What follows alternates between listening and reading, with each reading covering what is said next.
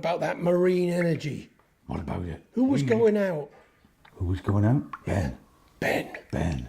I wonder what Ben's found out. Shall we ask him? Yeah, ask him. Ben, tell us everything you know about marine energy. You must have discovered something interesting. It's collected in lots of different ways. Yeah. They use all kind of things. Turbines, dams, all of that. They harness the power of rivers, the sea, waves, everything. How can they harness the power of the water? It has to be moving. They find water with motion. Tides, for instance. Tides! And they found out us, haven't they?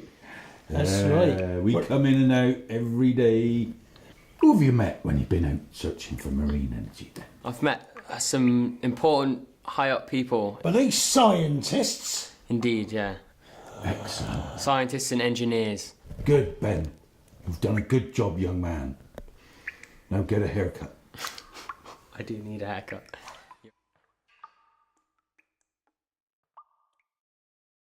And we could be generating huge amounts of electricity, not just for Bristol, but for Britain, from the estuary.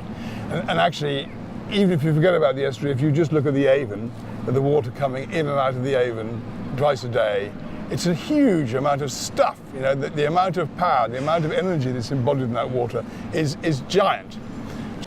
How do you think tidal energy compares to other forms of green energy? Almost all of our energy comes from the sun. So wind is derived from the sun by setting up temperature differentials around the Earth. PV, clearly, I mean, photovoltaics comes directly from the sun. All our energy comes from the sun, actually with the exception of the tides, which is really, we should talk about as lunar energy. Nobody ever talks about lunar energy, that's what it is.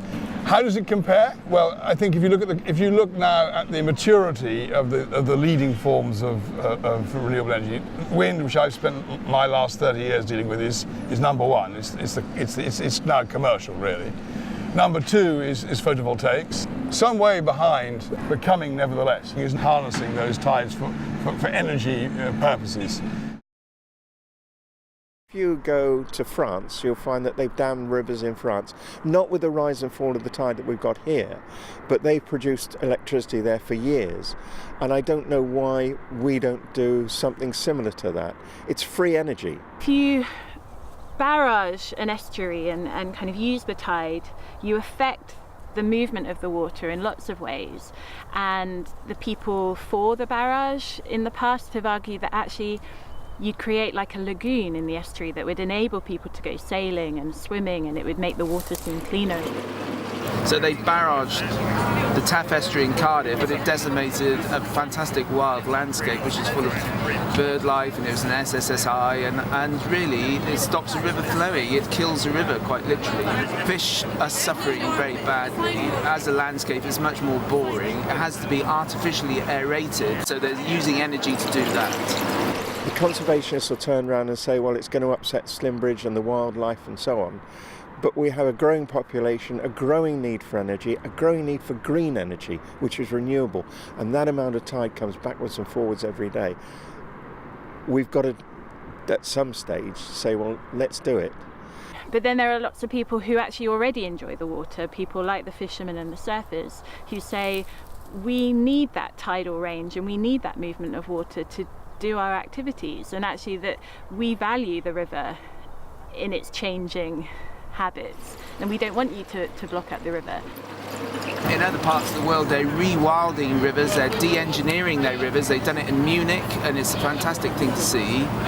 And they're doing it all over the UK. Well, in parts of the UK, people are sort of breaking out rivers from their channels and the concrete. And then in Bristol, 30 years behind the times, they want to concrete. They want to flood the whole thing. Yeah, it's the lack of imagination is so profound. You can put wind farms up. I find them a blot on the landscape, but I can see that they supply us with free energy, and it's free energy that we need. We need to stop relying on fossil fuels. It needs political decisions to make it happen. A political decision just like the political decision, which is a political decision to build a nuclear power station. That's not a market decision, that's a political decision. You could choose to make a similar sort of investment in renewables, which might well be a tidal lagoon.